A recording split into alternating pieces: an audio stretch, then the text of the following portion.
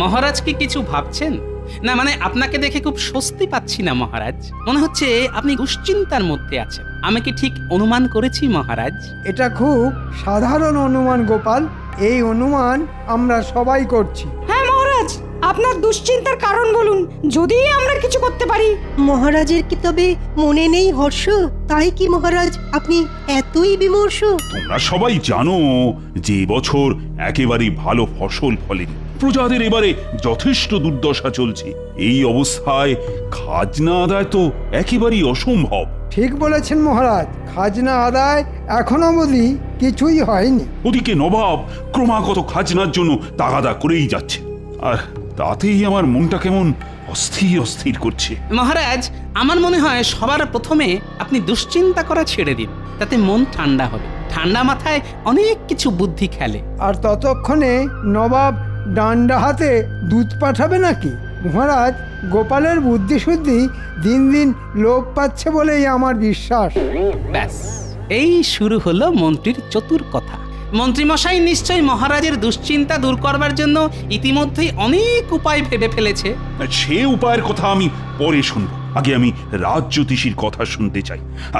তুমি তুমি আমার হাত দেখে কিছু বলতে পারবে রাজজ্যোতিষী?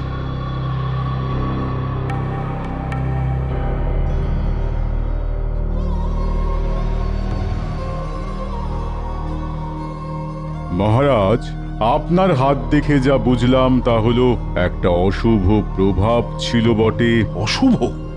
আচ্ছা, বেশ বেশ, তা এখন কি অবস্থা? সেই অশুভ প্রভাব কেটে গেছে, তাই আর আপনার বিশেষ কোনো চিন্তার কারণ নেই। চিন্তার কারণ নেই বলছো? তবে কি?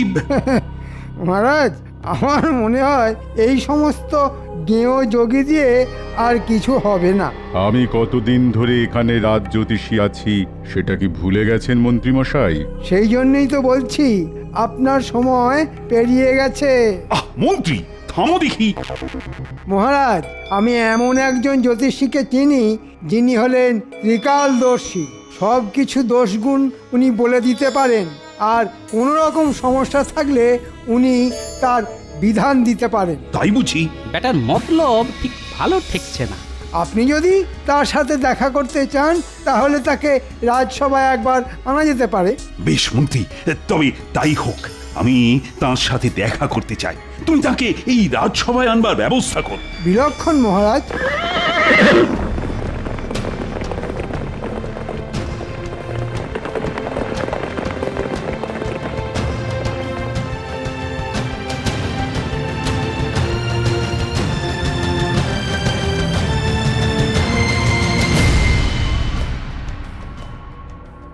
মহারাজের জয়। হ্যাঁ, নবাবের দূত। দেখেছেন মহারাজ, জ্যোতিষী বলল যে আপনার অশুভ প্রভাব কেটে গেছে, অথচ দেখুন নবাবের দূত এসেছে। কি সংবাদ এনেছো দূত? আমার হাত দিয়ে নবাব একটি পত্র পাঠিয়েছেন। কই দেখি পত্র।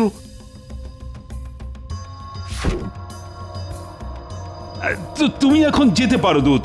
নবাবকে আমার কুশল জানিও।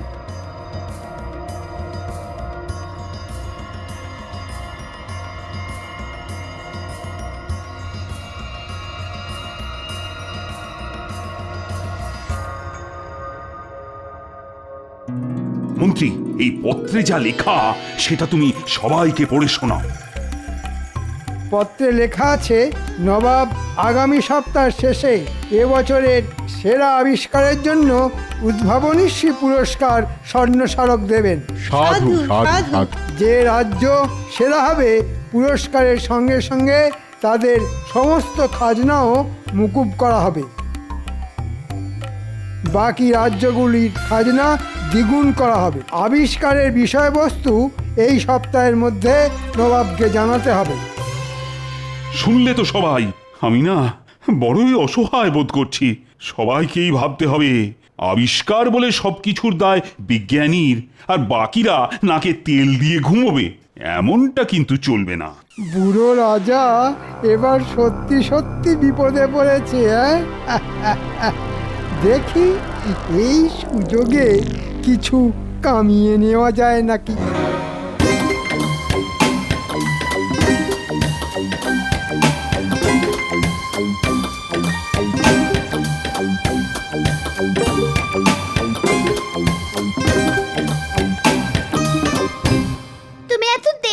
কেন গো?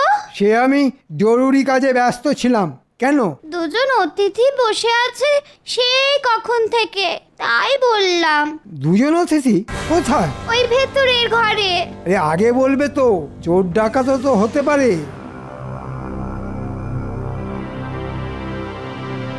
আপনারা কারা ঠিক চিনতে পারলাম না তো।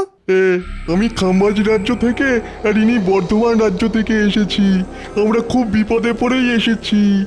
একমাত্র আপনি পারেন আমাদের বিপদ থেকে উদ্ধার করতে। সেটা কিরকম? আগে ওই আমাদের দেশে ওই আপনার কৃষ্ণনগরের মতো বিজ্ঞানী নেই, তাই নবাবের শর্ত রাখবার জন্য আমাদের কিছু আবিষ্কার করে দিতেই হবে। হ্যাঁ, আমরা নিশ্চিত সেই আবিষ্কার পুরস্কার পাবেই। এতে আমার লাভ? এতে আমরা আপনাকে 5,000 মোহর দেব। এ তো দারুণ দাম। শুধু 5,000 মোহর? আপনি বলুন না আর কি চান। বিজয়ী হলে আমাকে মোহরের সাথে 50 একর জমি দিতে হবে। বলুন, রাজি? আমরা রাজি। আপনি মোহরের সাথে জমিও পাবেন। ঠিক আছে, এখন আপনারা চলে যান। কেউ যেন আমাদের সাক্ষাতের কথা জানতে না পারে। আপনি কোনো চিন্তা করবেন না, শুধু আমাদের এই বিপদ থেকে উদ্ধার করুন।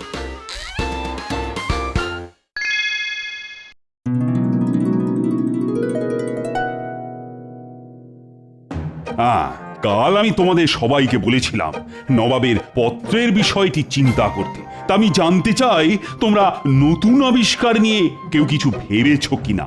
মহারাজ, আপনি কোনো চিন্তা করবেন না। আরে চিন্তা করি কি আর সাথে, বিজ্ঞানীকেও তো রাজসভাতে দেখছি না। বিজ্ঞানী এখন ভীষণ উদ্যমে নতুন জিনিস আবিষ্কার করছেন, তাই সকাল থেকে উনি আদার জল ছাড়া আর কিচ্ছু খাননি। চত্ব সব। বিজ্ঞানী একটা নয়, একসাথে দুটো আবিষ্কার করে নবাবকে মুগ্ধ করবেন। বলো কি? নিশ্চিন্ত থাকুন মহারাজ, পুরস্কার কৃষ্ণনগরী ছিনিয়ে নেবে, কারণ এরকম আবিষ্কার আগে হয়নি। একটাতে 10 বছর বয়স কমবে আর একটাতে 10 বছর বয়স বাড়বে। এ তো দারুণ ব্যাপার মহারাজ। আমাকে আজকাল অনেকেই বুড়ো বলছে। যদি 10 বছর বয়স কমে যায় তাহলে খুব ভালো হবে। আগে কৃষ্ণনগর বাঁচুক, তারপর দেখা যাবে। তা বেশ গোপাল, বেশ। তোমার কথায় আমি কিছুটা আশার আলো দেখতে পাচ্ছি। বেশ বেশ, এটাই আমার সুযোগ। ছিনিয়ে নেব আমি বয়স বাড়া কমার আবিষ্কার, আর তারপর কয়েক হাজার মোহর। শোন, তোদের দুজনকেই বলছি, খুব সাবধানে কাজ করতে হবে। আজ রাতে বিজ্ঞানীর ঘর থেকে আবিষ্কার চুরি করতে হবে, আর কাল জ্যোতিষী সেজে মহারাজের সামনে যেতে হবে। কিন্তু আমরা কি বলবো মহারাজের কাছে? শোন, মহারাজের সামনে শুধু অঙ্গভঙ্গি করবি, কোনো কথা বলা যাবে না, তাহলে ধরা পড়ে যেতে পারিস। যা, আজ রাতের কাজ কর। ওই চুরিটা তোরা বেশ ভালোই পারিস।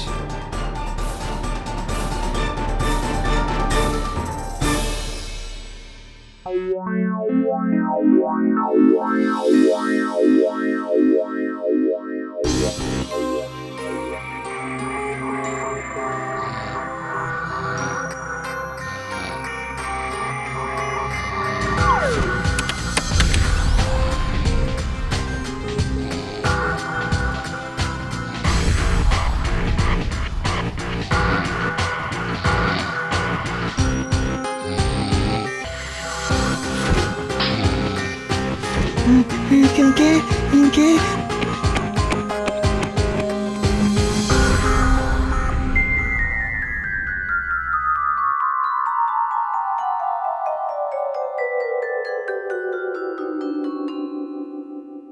কি সর্বনাশ মহারাজ, এখন কি হবে?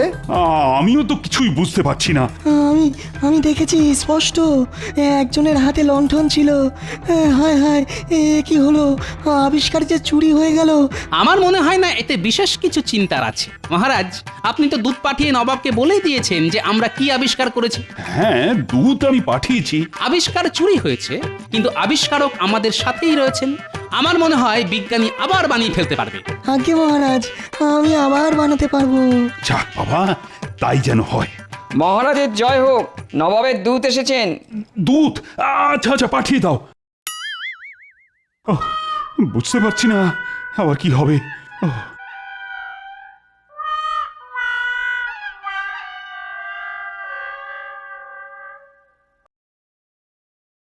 মহারাজ, নবাব বলে পাঠিয়েছেন যে কৃষ্ণনগর যে আবিষ্কারের কথা বলে পাঠিয়েছে সেটা ইতিমধ্যেই খাম্বাজ আর বর্ধমান রাজ জানিয়েছে। তাই কৃষ্ণনগরকে নতুন কিছু আবিষ্কার করে আনতে হবে। সে কি? বেশ বেশ, তাই হবে তাই হবে। তুমি এখন যেতে পারো। হ্যাঁ। কি সর্বনাশ, এখন কি হবে? আরে হাতে তো মাত্র 5 দিন। উফ, নবাবের যে কি খেয়াল হয়। বিজ্ঞানী, ও বিজ্ঞানী, তুমি বলো না এই 5 দিনে নতুন কোনো আবিষ্কার করতে পারবে? মহারাজ, আপনি তো সব জানেন। আপনি তো জানেন যে একটি আবিষ্কার করতে কত পক্ষ লেগে যায়, সেখানে মাত্র 5 দিন। আমি পারবো না মহারাজ, আমাকে ক্ষমা করবেন। ও গোপাল, তুমি আমার একমাত্র ভরসা। কিছু কি উপায় আছে? আমাকে একটু ভাবার সময় দিন মহারাজ। আরে আরে ভাবতে গেলে সময় তো লাগবে। কি ব্যাপার প্রহরী? মহারাজ, দুজন সাধু বাবা এসেছেন। সাধুরা বাইরে কেন মহারাজ? এ হলো আমার সেই ত্রিকালদর্শী জ্যোতিষী। সে কি, নিয়ে এসো মন্ত্রী।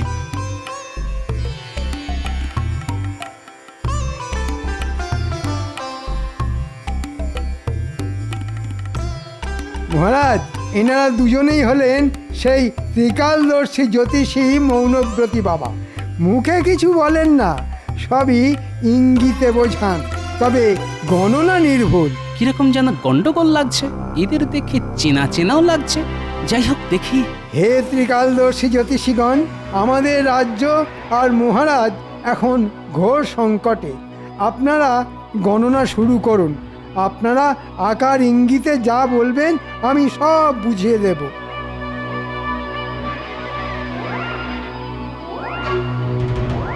রাজ্যের ওপর ঘোর অমঙ্গল নেমে আসছে মহারাজ, ঘোর অমঙ্গল। নবাবের রোষানলে সব শেষ হয়ে যাবে। কি তাই তো? কি সর্বনাশ! রাজাকেও বার্ধক্য গ্রাস করেছে, তার পক্ষে রাজ্য রক্ষা করা সম্ভব নয়। সে কি হে জ্যোতিষীগণ, এর থেকে বাঁচার কি কোনো উপায় নেই? আছে বা একটু বলুন। উপায় একটা আছে মহারাজ। এই অমঙ্গল কাটাতে এই রাজ্যের থেকে কিছু যাগযজ্ঞ করতে হবে, আর তার জন্য কিছু মোহর লাগবে। এখন মহারাজ, আপনি যদি সম্মতি দেন তবে। বেশ বেশ, আমি সম্মতি দিলাম। আমি খাজাঞ্চিকে এক্ষুনি বলছি যজ্ঞের জন্য প্রয়োজনীয় মোহর এই জ্যোতিষীদের দিতে। তার আগে আমি বলতে চাই, এরা কিন্তু আমার অতিথি, তাই আজ সবার জন্য ভোজনের আয়োজন করা হয়েছে। বাহ বাহ বাহ, ত্রিকালদর্শী সাধু বাবারা দেখছি মাছের মুড়ো খাওয়া বেশ ভালোই রপ্ত করেছে। কি ত্রিকালদর্শী সাধু বাবার দেখি নকল গোঁপ খুলে গেছে। বুঝেছি, রাজাকে বলে এক্ষুনি মন্ত্রীর কারসাজি ফাঁস করে দেওয়াটাকে ঠিক হবে? না, বলাটা ঠিক হবে না। রাজা নিজেই এখন নবাবের দুশ্চিন্তায় ডুবে আছে। মন্ত্রীমশাই, তোমার ত্রিকালদর্শী সাধু বাবার কিন্তু নকল গোঁপ খুলে গেছে। চুপি চুপি তোমাকে বললাম, আর কাউকে বলিনি।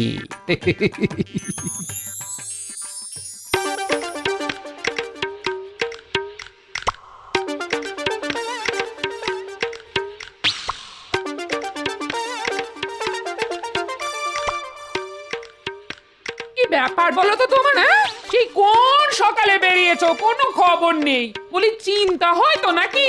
সে রাজসভায় অনেক কাজ ছিল। বলি রাজসভাতে কি এত তোমার রাজকার্য শুনি? দুপুরে নাওয়া খাওয়া বন্ধ দেখছি। আমার হয়েছে যত জ্বালা। আহা, আমি খেয়ে এসেছি, তুমি খেয়ে নিয়েছো তো? তোমার জন্য কি হাপিস টেস্ট করে বসে থাকবো নাকি? আমার বুঝি খিদে পায় না? তা তো ঠিকই। সে দিনকাল আর নেই বুঝলে। বাবুর জন্য বসে থাকবো আর তিনি কখন এসে খাবেন। তা তো ঠিকই। ঘরের খাবার তোমার পছন্দ নয় সে তো জানি। আনু কি ছাই বাজার থেকে? 4টে মূল্য, 2টো পটল, একটু আলু, ছি আর নিজে রাজবাড়িতে ভালো মন্দ খাবে। এই রাজা একটু খাতির করে খাওয়ালো আর কি। তোমার জন্যে আমার সারা দুপুর আজ অশান্তিতে কেটেছে। হ্যাঁ, আমিও কি চাই খুব শান্তিতে আছি? আমারও অনেক চিন্তা, অনেক কাজ, বুঝলে? তোমার কাজ কি আমি জানি, বেশ জানি। আমাকে বেশি বোঝাতে এসো না, করো তো রঙ্গরসিকতা, বলে কি না অনেক কাজ। গিন্নি, এখন আমার মাথা খেও না তো, বলছি তো অনেক কাজ। তা তো ঠিকই, আমার কথা এখন তোমার মাথা খাচ্ছে। পরিষ্কার বলে দিচ্ছি, আমিও একজন মানুষ। হ্যাঁ, তুমি যে একজন মানুষ সেটা আমি জানি। এখন চুপ করো দেখি। কেন চুপ করব? কেন চুপ করব? আমারও বয়স হচ্ছে। আমি কি কাঠ পাথরের পুতুল যে সব দিন একই থাকবো? আমি তোমায় বলে দিচ্ছি, এ সংসারে আমি থাকবো না। থাকো তুমি তোমার মতো করে। হ্যাঁ, কি বললে তুমি গিন্নি? কাঠ পাথরের পুতুল? আরে গিন্নি, তুমি কি বললে তুমি নিজেই জানো না। মলজা, এর হলো কি? পাগল হয়ে গেল নাকি? আমি এক্ষুনি আসছি গিন্নি, এক্ষুনি আসছি। উমাগো, হলো কি? এই কোথায় যাচ্ছ?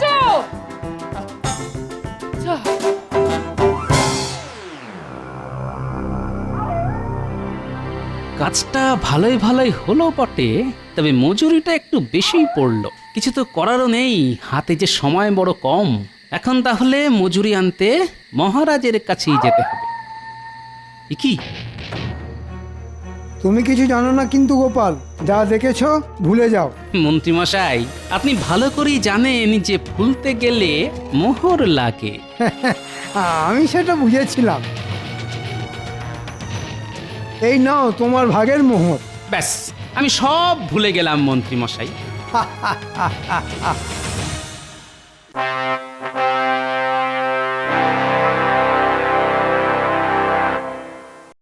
মহারাজ, ওই সাধুদের আনতে কি আপনি বলেছিলেন? হ্যাঁ গোপাল, ওরা ত্রিকালদর্শী যে।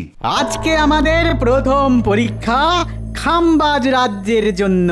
সেটা হলো বয়স বাড়ার ওষুধ। বেশ, শুরু হোক। এই সেই ওষুধ যা খেলে বয়স 10 বছর বেড়ে যাবে। উজির, তুমি ওই ওষুধ খেয়ে নাও। নবাবের যা হুকুম।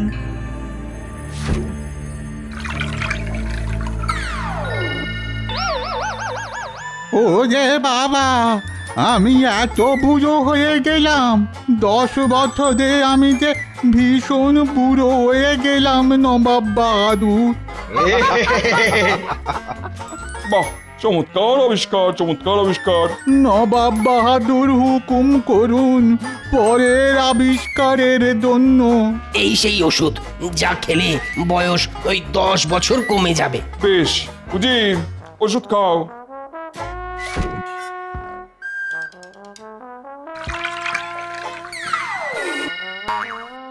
চমৎকার, চমৎকার। এবার এসেছে কৃষ্ণনগরের পালা। বলো, তোমরা কি আবিষ্কার করেছো? গোপাল, তোমার মুখ থেকে শুনি। আপনার দেওয়া শর্ত অনুযায়ী আমরা এমন জিনিস আবিষ্কার করেছি যা আপনার বয়স বাড়াবেও না, কমাবেও না।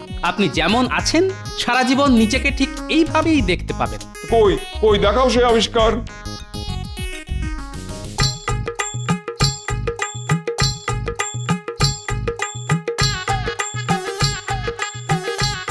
কি, এ তো আমার মূর্তি। ঠিকই নবাব বাহাদুর, এই মূর্তিতে আজ যেমন দেখছেন নিজেকে, 5 বছর পর, এমনকি 50 বছর পরও নিজেকে ঠিক একইভাবে দেখবেন। দারুণ, দারুণ, সত্যি সেরা আবিষ্কার গোপাল। পুরস্কার তুমিই পাবে, সেই সঙ্গে কৃষ্ণনগরের খাজনাও মুকুব। নবাব বাহাদুর, এ কেমন বিচার? আমরা এত দারুণ সব জিনিস দেখালাম, আর গোপাল ওই মূর্তি বানিয়ে প্রথম পুরস্কার জিতে নিল। তোমাদের যে আবিষ্কার, সেই আবিষ্কার কৃষ্ণনগরও করেছিল, কিন্তু আগে না জানানোর জন্য আমি সেটা বাতিল করি। তবে গোপালের আবিষ্কার সত্যি অভিনব। কিন্তু কৃষ্ণনগরের মন্ত্রী আমাদের 5000 মোহরের বিনিময়ে এই আবিষ্কার দিয়েছেন। এখন সেও গেল, সঙ্গে দ্বিগুণ খাজনাও দিতে হবে। এরপরে মন্ত্রী আমাদের থেকে জমিও চেয়েছেন। এ কি কৃষ্ণচন্দ্র, তোমার মন্ত্রী তো দেখছি জোচ্চোর। মন্ত্রী? তবে এই ছিল তোমার মনে? দাঁড়ান মহারাজ, এখনো তো দেখার বাকি।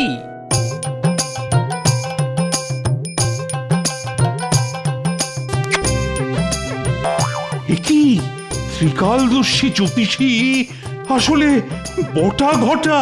আমার রাজত্বের রাজ্যে এমন ধান্দাবাজ মন্ত্রী আছে, আমি একে শাস্তি দেবো। হ্যাঁ তাই দিন নবাব, সঙ্গেই বটা ঘটাকেও। আমি নির্দেশ দিচ্ছি 1 মাসের জন্য মন্ত্রী সহ বটা ঘটাকে বন্দি করতে। আমাকে বাঁচান মহারাজ, আমার খুব ভুল হয়ে গেছে, আপনার পায়ে পড়ি, আমাকে বাঁচান মহারাজ। না না, কোনো মুক্তি নেই।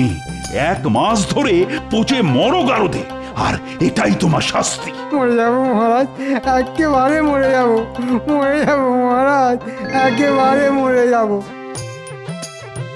মহারাজ, এই নিন মোহর। আপনার মন্ত্রী আমার মুখ বন্ধ রাখার জন্য আমাকে উপঢৌকন দিয়েছিল। মূর্তি বানাতে একটু শুধু খরচা হয়েছে মহারাজ। ওটা আমি আবার তোমাকে দিচ্ছি গোপাল, পুরস্কার হিসেবে।